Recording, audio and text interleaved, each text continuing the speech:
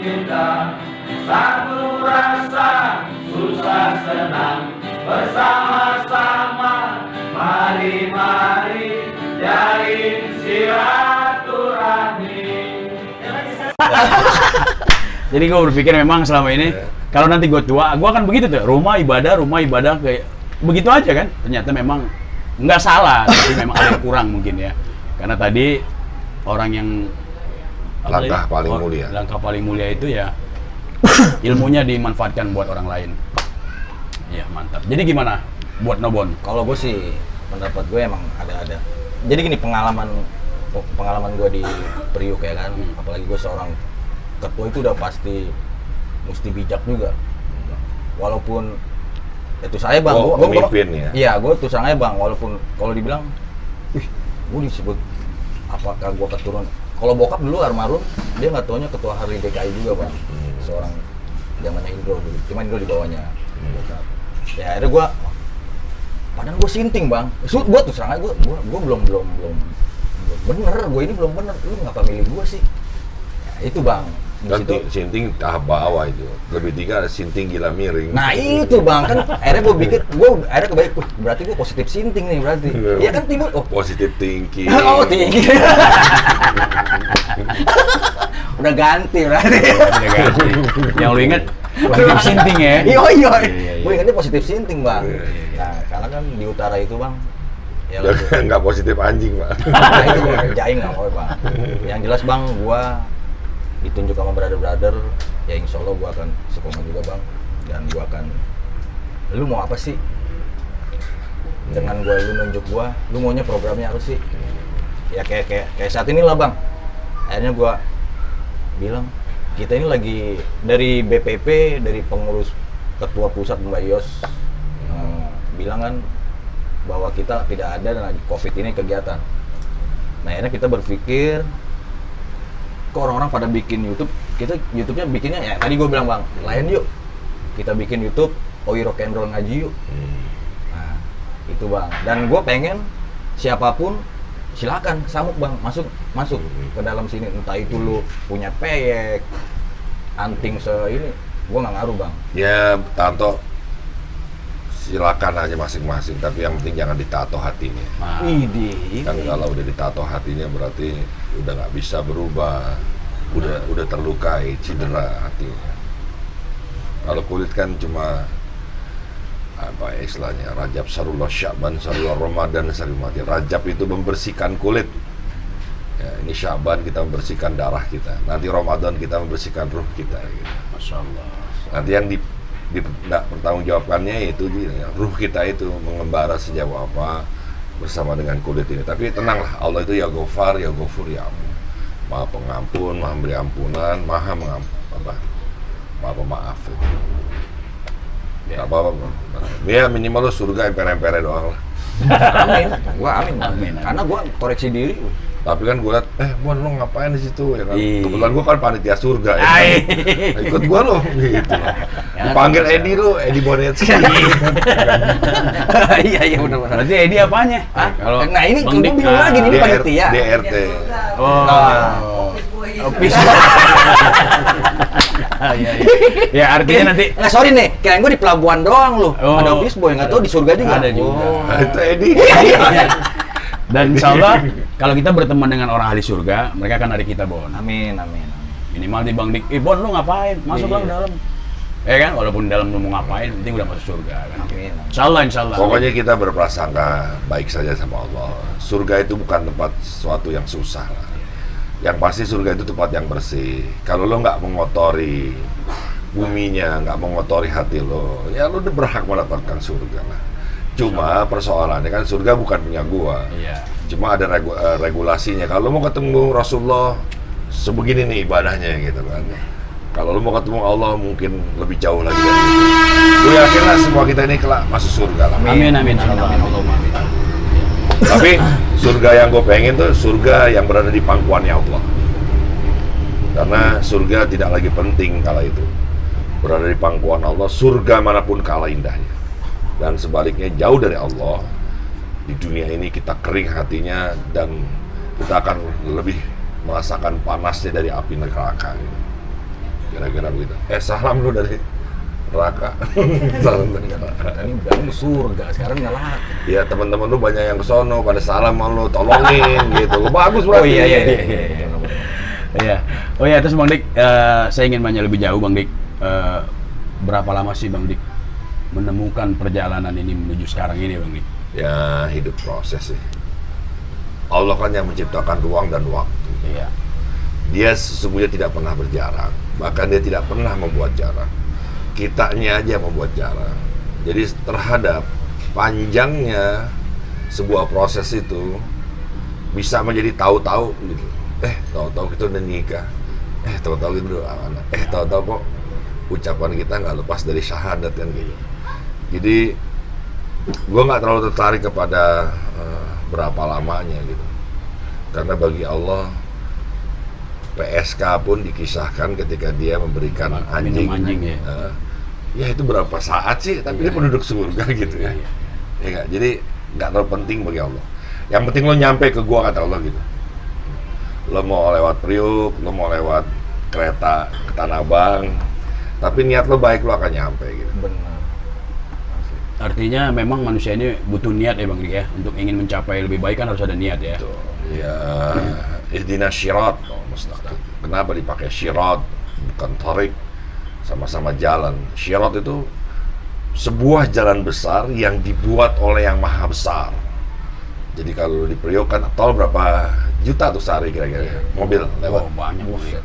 Kira-kira lah. 1 juta lebih lah Bang. Giliran gitu ya? Iya, giliran. Nah ini 7 juta bisa di kanan, 7 juta bisa di kiri, jalan bareng-bareng masuk. Cuma Artinya kan luas. luas lah, jalan besar yang dibuat oleh yang maha besar. Tapi kita suka mengecilkan arti kebesaran Allah, ya kan? Iya. Cuma anehnya ketika kita berjalan di jalan besar itu seperti rambut dibelah 7 kalau kita nggak punya iman, nggak punya akhlak, ya kan? Syirik kan gitu. Jadi Allah itu tergantung bagaimana prasangka kita juga. Ya brother sister, banyak hal-hal yang memang harus kita lewati untuk menuju satu kebaikan. Tapi yang paling penting adalah niat dulu. Bang Dik, yang kita tahu dulu bukan seperti ini. Mungkin dulu masa remajanya hampir sama mungkin dengan semua orang. Tapi alhamdulillah beliau menemukan jalan yang baik itu. Insya Allah menjadi manfaat untuk semuanya. Kan begitu ya. Oke Bang Dik, ini kita masuk ke pengajian ya, bukan ngaji, apa namanya ini? Bahasan ya. Pembahasan ya. Kita masuk ke pembahasan tersebut. Berat ini. Sorry ya, yang dulu. Ini anak gue mana nih? Dulu bentar. Gue ngerinya ke kereta. Gak usah jauh-jauh nyari batu paling. Itu Bang, aduh. Ya. Tadi was-was dulu. Ini kita masuk ke pembahasan seperti biasa. Dulu bentar nih, ada yang was-was sama anaknya. Oh ya nggak boleh ya. Ibu-ibu, bapak-bapak, kalau was-was sama anaknya seketika mengingat dia kepada orang yang kita cinta, angkat tangannya, baca Al-Fatihah, kelar. Tuh ilmu lagi tuh, brother sisters. Ketika lo yang udah punya anak ya, tiba-tiba ingat, maksudnya ingatnya itu walaupun dia jauh gitu Bang Dik. Jauh. Kan tangan lu terlalu kecil dan mungil untuk memeluk semuanya, tapi tangan Allah kan luar biasa lebarnya, tak terbayangkan. Tuh.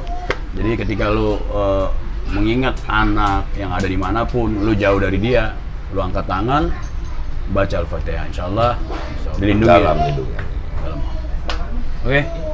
Oke, Brother Bengkes, kali ini pembahasan kita mengenai apa nih? Auzubillahiminasyaitonirrajim. Bismillahirrahmanirrahim. Assalamualaikum warahmatullahi wabarakatuh. Waalaikumsalam warahmatullahi wabarakatuh. Alhamdulillah, syukran lillah, amma ba'du.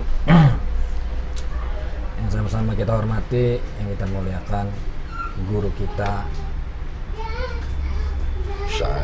tokoh kita, abang kita, Bang Haji Diktoang. Mohon maaf. Pertama-tama kita saya terima kasih sama Allah. Tiba-tiba hari ini saya ada di sini, ketemu seorang tokoh Kelontong. Tebas sama doi mah geng lu. Kayaknya nggak perlu buka kitab lagi udah dapat banyak ilmu. Enak saya jadi Menambah ya. Ya, bebas Nambah, jadi menambah. bisa. Ya, benar. Saya juga nggak tahu ya. Tiba-tiba kok saya dari sini, ngapain? Kata saya ikut apa? Ikut takdirnya Allah aja dah, ikut gerakannya Allah. Kalau memang saya diarahin di sini ya, berarti ada suatu ilmu yang saya pengen ditemuin. Alhamdulillah. Bagus tuh. Kita sering melihat bahwa nasib itu bisa kita rubah ya. Nasib tergantung kaum. Tapi beliau ngomongin takdir tadi ya. Takdir itu ibarat orang sedang memanah diri kita. Jangan katakan kita pasti akan mati, terkena busur panahnya. Ya, sebelum kita mengangkat perisainya, cuma persoalannya kita diberikan akal. Apa yang kamu angkat? Misalkan kamu mengangkat perisai terbuat dari kerdus dan tembus, terus kita mati, kita anggap itu takdir, itu bodoh sebenarnya. Tapi kalau kita udah tahu mau dipanah, pakai busur yang logam, kita angkatlah perisai dari baja. Kalau dia melesat, lalu kena tetap jantung kita, itulah yang disebut takdir. Tapi itu pun jangan kita yang ngucapin. Biarlah papan nisan kita nanti lahir tanggal sekian, bulan sekian, telah wafat, inna lillahi wa inna ilaihi raji'un. Jadi sekali lagi, Allah telah menulis kebersamaan kita ini, tapi belum dicatat oleh malaikat. Kalau lu jalan dari Priok ke sini ditabrak orang, lalu lu nyusruk, lo langsung bilang, lo ya, bangsat, lo ngomong gitu. Lo langsung dicontreng, silang, tintanya merah, simbolnya api, tempatnya neraka. Tapi begitu dipepet, astagfirullahaladzim, lo langsung ingat anak lo. Lo doain mudah-mudahan dia tidak berperilaku seperti itu, tidak dinasibkan juga seperti lo tadi. Maka lo begitu berdoa, lo langsung dicontreng, tintanya biru, simbolnya air, tempatnya surga. Jadi buku itu sebenarnya, buku amalan soleh itu mencatat segala kegiatan kita ketika kita tadi sudah dinasibkan ke sini, tapi apa takdirnya yang apa kalau dalam hati begitu doang ilmunya, mencibir, merasa lebih hebat, sombong kan masih nyata ya, tapi kalau merasa dalam diri itu wah luar biasa itu. Ada orang membantu anak yatim, sombong gue juga bisa. Orang sombong kan nyata itu tadi, dia udah ngebantu ribuan anak yatim, tapi yang gue juga bisa, tapi nggak berbuat apa-apa, itu yang lebih parah daripada sombong. Sifat merasa. Lanjutan. udah keluar semua ya. Dia udah kebaca semua sama beliau kayaknya. Nggak apa-apa. Iya, saya alhamdulillah ya, bahagian saya, sejarah dalam hidup saya ketemu guru-guru yang Allah udah takdirin, yang Allah udah atur. Pas ya karena apa? Suara laut. Bang Haji udah punya sekolah, alhamdulillah. Itu yang bisa jadi jariah. Amin. Karena ada apa? Ada kaidah fikih mengatakan apa? Al-amalul muta'addi afdalu minal qasir. Amal yang merembet, amal yang menyeluruh itu lebih utama daripada amal yang ringkas. Lebih utama, lebih afdol daripada amal yang buat sendiri. Kita tahajud, kita wiridan, kita baca Quran cuma untuk sendiri. Wah, itu juga ya. Baliknya ke diri sendiri doang. Tapi kalau udah punya sekolah, udah punya ini Masya Allah, itu bisa jadi jariah di dunia dan itu yang kita pelajarin, yang kita dapat. Seakan-akan Allah ini loh, guru kita harus kayak gini loh, harus manfaat. Amin. Ted, biar bermanfaat. Nah, ini. Ya harus menyeluruh. Ini deh. Sokin lah ya. Brother sister, Alhamdulillah ini. hari ini kita dihadiri lagi nih sama tokoh juga nih. Ini beliau ini adalah seorang beliau ini adalah seorang seniman hebat dari Tangerang. Ya, anak Oi mungkin udah tahu beliau ini. Edi Bonetski. Assalamualaikum Kang Edi. Woi. Apa kabar Kang? Alhamdulillah, hoi. Alhamdulillah ya. Doi rock and roll juga, Ge. Woi. Yoi. Dia rajanya. Malah Jadi, Kang Edi, sekarang kegiatan apa nih Kang Edi? Kegiatan mendekati semua makhluk aja. wah, Filosofinya dalam ini. Bukan filosofi. Jadi apa itu? Main-main lah. Hidup kan main. Iya, sandiwara gitu Kang Edi. Bukan juga sandiwara, ya main, hidup main kayak anak Hidup. kecil. Iya. Makanya memang anak kecil itu harus diwajibkan untuk bermain ya. Iya. Iya benar ya, Bang Edi, Bang Dik ya.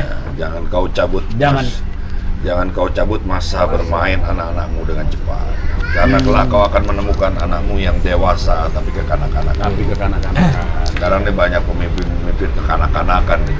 Masih kecil dulunya tuh dia suruh belajar. Gak boleh metak umpet, gak boleh metak kaleng. Metak umpet kan tuh enak tuh kalau nggak ketahuan, ya kan? Iya.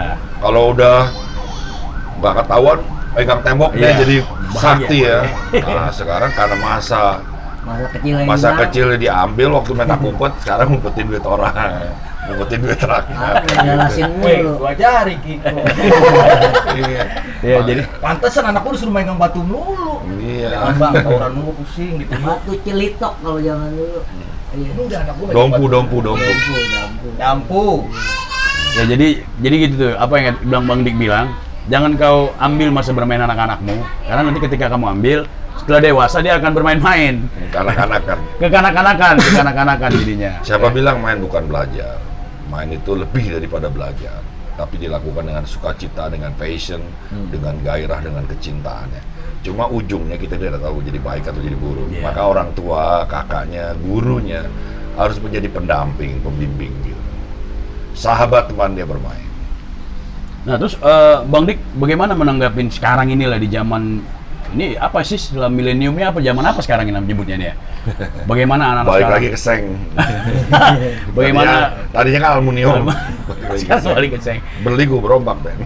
Jadi Bang lihat Bang sekarang bagaimana anak kecil bermain gadget itu bagaimana Bang pendapatnya Bang? Ya kita harus akui ya bahwa pendidikan kita salah arahnya ya. Terbukti bahwa pendidikan kita tidak mampu menjawab persoalan-persoalan yang ada di persimpangan jalan, apalagi di pandemi ini. Sekolah itu kan tempat mengasah. Mengasah kan tidak perlu di sekolah. Bisa di depan rumah, di perapatan jalan, di bawah pohon. Ki Hajar Dewantoro itu menemukan tempat belajar namanya taman siswa, bukan sekolah siswa. Aman. Jadi, Taman. taman he. Jannah tuh, jannah. Jana itu kan taman yang indah. Iya. Jadi konsepnya kalau ada school, ada ruang dan dinding, lu jangan pernah berharap anak-anak lu mampu menjaga semesta. Dia tidak pernah bersentuhan.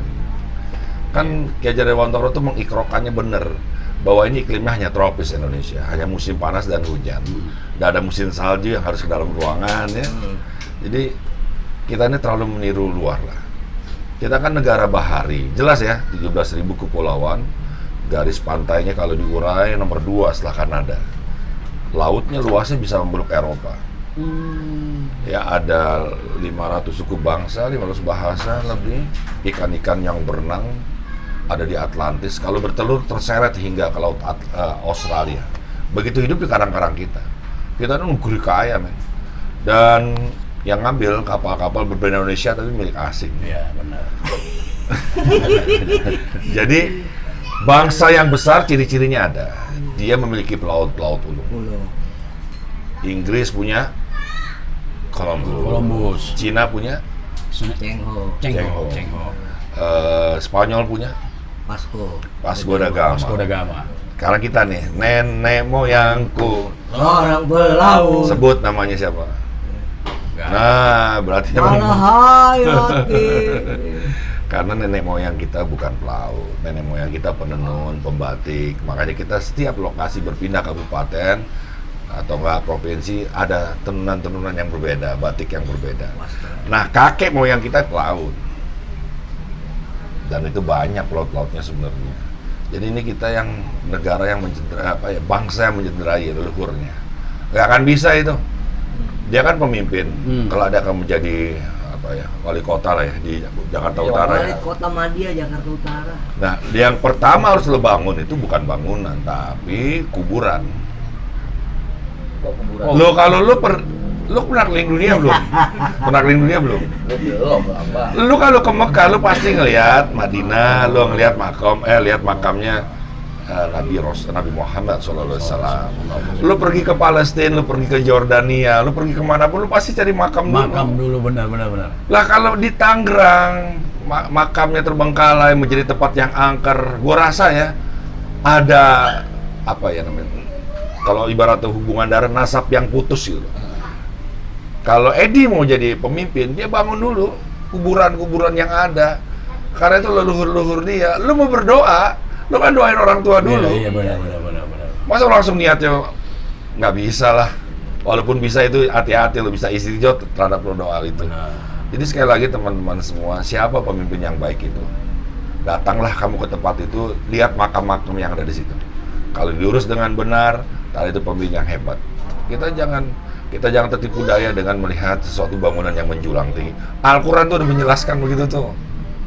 Ciri-ciri orang mau satu negeri yang akan kiamat dihancurkan oleh Allah tuh gedung-gedungnya menjulang tinggi. Benar.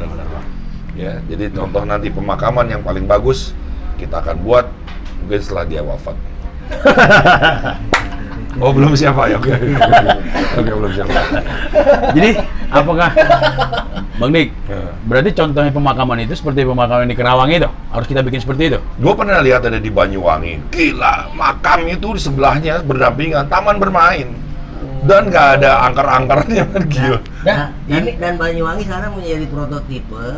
Semua asosiasi kepala daerah harus belajar dengan Banyuwangi. Oh, di Banyuwangi, Bang Edi. Nah ini Contoh. akhirnya gue jadi ingat ulang tahun OI di mana kita? BPKOI Jakarta Utara. Di Budi Dharma, men. Oh iya, kita di kuburan waktu itu sempat. kita Benar. Cuman apakah salah nggak kita itu main musik di kuburan ya? Ini bukan perihal salah dan benar, tapi berbicara tentang bagaimana manusia yang hidup ini melakukan perubahan gitu loh. Jangan sampai kuburan udah jelek, diinjak-injak, lo main musik di situ ya. Gua nggak tahu apa yang lo lakukan ya. Tapi ada satu tekstur berbentuk arsitektur di mana lo juga bisa berdampingan. Jadi lo yang main di situ ingat mati, men. Iya. Ingat mati lah, masa manusia nggak ingat. Sebaik-baiknya manusia tuh ingat mati itu. Makanya kan gua teriak sama anggota gua, jangan berisik. Woi, di komplek lau banyak orang lagi tos kira bangun caur gitu. Tapi kan yang ada sekarang itu menjadi tempat yang ngeri, lalu orang maksiat di atas kuburan. Dan itu nyata. Nyata. Bukan mantap lagi itu mah. Ini gua ngomong gua nggak ngarang. Nyata. Ini di YouTube ini bisa diulang-ulang orang dengarnya. Gua ngeliat juga ada beberapa di gunung-gunung juga begitu ya. Akhirnya memang orang nggak bisa menempatkan ya. Ketika birahi mungkin ya Bang Dik ya. Padahal ditunda dulu lah, kan gitu cari tempat yang enak kalau mau begitu. Sebenarnya jinah itu boleh. Allah nggak ngelarang. Asal waktu lu berjinah, Allah nggak tahu tempatnya di mana gitu. Nggak ada tempat yang Allah nggak tahu. Itu aja. Artinya apa? Lu jangan buat. Udah gitu aja udah. Orang yang berjinah itu sekali ceret gitu, dosanya 40 tahun. Yang satu harinya 1000 tahun di akhirat. Hitungannya. Lalu karena lo cari tempat yang gelap, Allah juga akan hadiahkan negara akhirat yang pengap, di mana tidak ada cahaya sedikit pun. Lalu lo ternyata masih memiliki rasa lapar dan lo harus cari makanan, dan ternyata ada makanan itu sebuah pepohonan yang tumbuh 70 tahun perjalanan waktu. Buahnya berduri, ya, daunnya api. Silakan aja lo cari itu buah. Lalu lo gelisah, lo menolak itu 40 tahun perjalanan dari dindingnya untuk lo lari. Jadi menurut gue maksiat itu di Al-Quran sudah jelas ya. Jangan kau dekati jinah. Oke? Kan jelas tuh. Jelas. Tapi kalau Al-Quran nggak ada, Allah lebih luas lagi dari Al-Quran. Makanya kata Allah tadi gue bilang, boleh berjinah. Asal tempatnya nggak tahu Allah. Sementara Allah ya basir ya sami. Allah pencipta segala-galanya kan. Gua asli. Kalau gua orangnya begini, gua koreksi diri bang. Pas ente ngomong gini, gua pernah ngalamin itu, gua tuh serang aja. Gua tuh serang aja. Nah, gua akhirnya, wih ngeri juga. 40 tahun loh. 40 tahun. Gua serang aja. Yang satu hari 1000 tahun. Iya. Dan gua bang, gua nggak munafik. Bener. Akhirnya pas gua begini, akhirnya gua tahu, insya Allah gua akan. Iya. Tapi gini, lo agamanya apa sorry? Gua Islam. Islamnya. Boleh gue tanya bang? Dalam 1 tahun ada 1 bulan yang ditunggu-tunggu, bulan apa? Ramadan. Berapa hari? 20 hari. 30 hari. Ujungnya 30 hari itu hari raya apa? Idul Fitri. Kalau lo ketemu orang ngomong apa? Mohon maaf lahir dan batin. Nah, ini konsepnya Islam sebenarnya. Allah itu ya Ghafar, ya Ghafur, ya Afu di urutan 14, 34 dan 82. Jadi kalau ada orang Islam nggak bisa memaafkan orang lain, itu tandanya derajatnya lebih tinggi daripada Allah. Nah, orang Islam sekarang lagi sakit nih Pak. Misalnya ada pemimpin gubernur, turun lo turun, nggak bisa nerima nih, turun, nggak puas dia, penjarain. Ngerti nggak? Iya. Ya, akhirnya apa? Begitu dia keluar, dia nikah sama orang Islam, pindah agama. Ini kan rapot kita. Ya, gue tidak bela siapapun ya, tapi Allah ngapain sih menulis 3 namanya dalam Asmaul Husna? Coba lu pikir aja. Rohman, Rohim gak diulang-ulang tuh Pak. Cukup ya, Rohman, Rohim cukup. Tinggal ampunan. Udah, tapi kalau ampunan 3 kali tandanya konteksnya ke dia. Lo melakukan zina, sudah Allah itu maha mengampuni, maha memaafkan. Terus kenapa ada orang ngojok-ngojokin lo? Allah aja mengampuni gitu loh. Nah itu. Jadi gue cuma mau ngomong dari angle itu bahwa Islam ini agama pemaaf.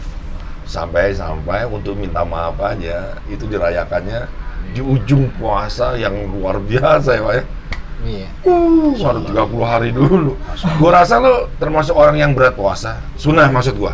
Sunnah ya. Kenapa? Karena lo ngerokok. Sama ngopi itu paling berat tuh. Makannya lo bisa kan nggak makan kan? Bisa lo nggak makan kan? Bisa Bang. Bisa ya? Bisa Bang. Bisa ya? Ngopi sama rokok itu. Jadi Tapi bang, gua salah. enggak, gua ngerokok doang, gua kopi kagak. Ya artinya lo bisa nggak makan demi rokok kan? Rokok, makanya ngopi deh. Brother sister, woi seru ini. Pokoknya saksikan terus channel YouTube kita Ayo Rock and Roll Ngaji Yuk. Jangan lupa tetap di subscribe ya, di like, share dan komen sebanyak ya. Saya coba kembali lagi ke Kang Edi Bonetski. Saya mau beritahu sedikit bahwasanya kita punya program YouTube ini Kang. Jadi program ini adalah Ngaji Yuk. Walaupun pembahasan kita bukan ngebuka Al-Quran, tapi ada kitab yang kita buka. Menurut Kang Edi bagaimana? Apakah ini baik atau tidak buat teman-teman OI? Dan Ya, kalau secara culture baik ya, karena kitab suci hari ini adalah kehidupan. Wahyu yang pertama itu kan Iqra. Ma'ana bikori, gue nggak bisa baca benar-benar. Iya. Kanjeng Rasul, Allah, Lam, Alif, Ba, nggak bisa. Tapi maksud malaikat Jibril, dia ngebaca situasi gitu loh. Ngebaca bukit, ngebaca goa, ngebaca tanah, ngebaca air, ngebaca pohon. Ya itu kitab suci sekarang. Kitab suci hari ini, ya itu tadi. Kalau Pak Iwan bilang, engkaulah Tuhan segala agama, ya. Itu dia maksudnya. Ideologi, segala pengetahuan. Alam tadi ini ya. Allah itu Allah. Allah ya. Jadi ya kitab suci ya ini tadi yang ada di depan mata kita kan. Di belakang, di samping, kiri, kanan.